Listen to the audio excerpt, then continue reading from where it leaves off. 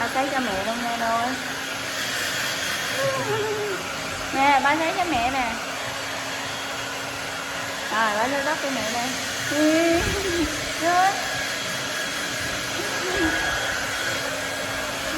Sấy cho nuôi, sấy cho nuôi.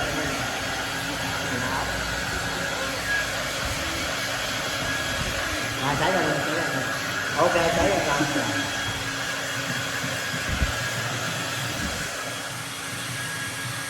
Bắn gió.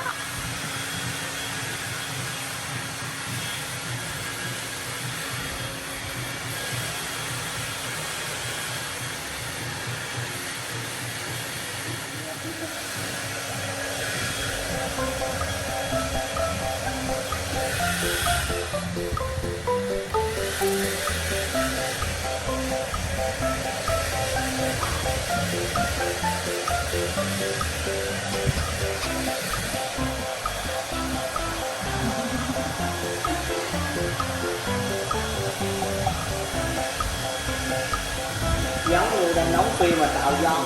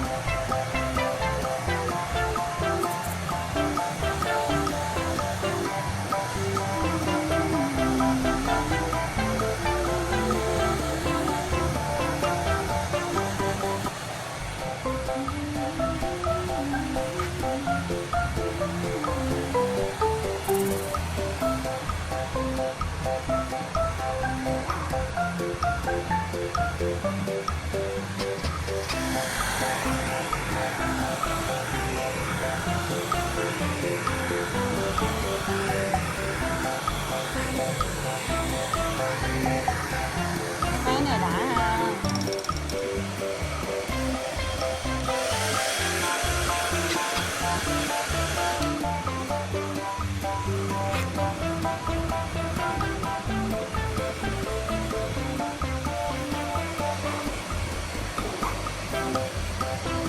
Lấy cho mọi người